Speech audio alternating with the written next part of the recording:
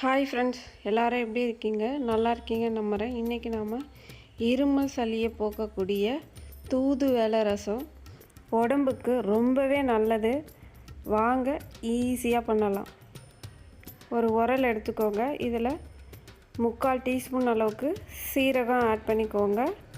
நீங்கள் சீரகத்தை விட மிளகு கொஞ்சம் ஜாஸ்தி எடுத்துக்கோங்க. 1 டீஸ்பூன் அளவுக்கு மிளகு எடுத்துக்கோங்க. இது ரெண்டையும் நல்லா தட்டி எடுத்துக்கோங்க. அரைக்கக்கூடாது, நல்லா தட்டி எடுத்துக்கோங்க. இப்போது மிளகும் சீரகம் ஓரளவு தட்டி எடுத்தாச்சு. இப்போது அரை கட்டி அளவு பூண்டு ஆட் பண்ணி இதையும் நல்லா உரலில் வச்சு நல்லா இடித்து எடுத்துக்கோங்க. இப்போ பார்த்தீங்க அப்படின்னா தூதுவளை, இதை இலையை மட்டும் தனியாக கிள்ளி எடுத்துக்கோங்க. ஒரு கடாயில் ஒரு அரை டீஸ்பூன் எண்ணெய் விட்டுக்கோங்க. எண்ணெய் நல்லா காஞ்சதுக்கப்புறமா இதில் கடுகு, உளுத்தம்பருப்பு, சீரகம் ஆட் பண்ணிக்கோங்க. இது நல்லா வெடித்து வரணும். வெடித்து வந்ததுக்கப்புறமா 5 குண்டு மிளகாய் ஆட் பண்ணிக்கோங்க.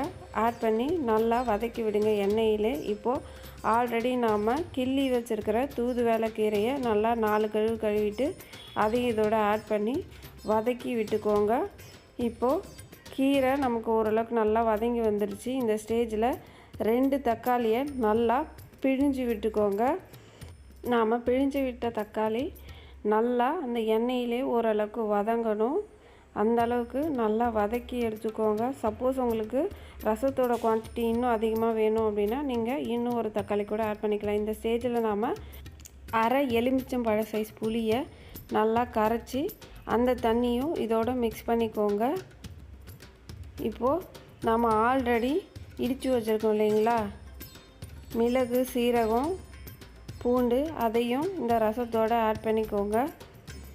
இப்போது இதில் கொஞ்சமாக மஞ்சள் தூள் ஆட் பண்ணிக்கோங்க. அடுத்து இதில் ஒரு 1/4 டீஸ்பூன் அளவு பெருங்காயத்தூள் அதையும் ஆட் பண்ணிக்கோங்க. ஆட் பண்ணி நல்லா மிக்ஸ் பண்ணி விடுங்க. இந்த ஸ்டேஜில் இந்த ரசத்துக்கு தேவையான அளவு உப்பை ஆட் பண்ணிக்கோங்க. இந்த ரசத்தை நீங்கள் சூப் மாதிரி கூட குடிக்கலாம். அப்படி குடிக்கும்போது உங்களுக்கு இருமல் சளி இருந்ததுன்னா சீக்கிரமாக சரியாயிடும். இப்போது இதில் ஒரு கைப்பிடி அளவு கருவேப்பிலை ஆட் பண்ணிக்கோங்க. இதுக்கு சைட் டிஷ்ஷாக உருளைக்கிழங்கு வத்தல், எக்கு எது வேணால் வச்சுக்கலாம். டேஸ்ட்டு ரொம்பவே நல்லாயிருக்கும். இப்போ இதில் ஒரு கைப்பிடி அளவு கொத்தமல்லி ஆட் பண்ணிக்கோங்க. ரசம் ஜஸ்ட்டு ஒரு கொதி வந்தால் போதும். இப்போ நமக்கு ஒரு கொதி வந்துடுச்சு. இந்த ஸ்டேஜில் நம்ம அடுப்பை ஆஃப் பண்ணிவிட்டு மூடி போட்டு இறக்கிடுங்க. இந்த வீடியோ உங்களுக்கு பிடிச்சிருந்தது அப்படின்னா உங்கள் ஃப்ரெண்ட்ஸ் அண்ட் ஃபேமிலிக்கு ஷேர் பண்ணுங்கள், லைக் பண்ணுங்கள், கமெண்ட் பண்ணுங்கள். என்னோடய சேனலுக்கு சப்ஸ்கிரைப் பண்ணுங்கள். மறக்காமல் பக்கத்தில் இருக்கிற பெல் பட்டனை கிளிக் பண்ணுங்கள். இந்த வீடியோவில் நிறை குறைகள் எது இருந்தாலும் கமெண்டில் சொல்லுங்கள். தேங்க்யூ.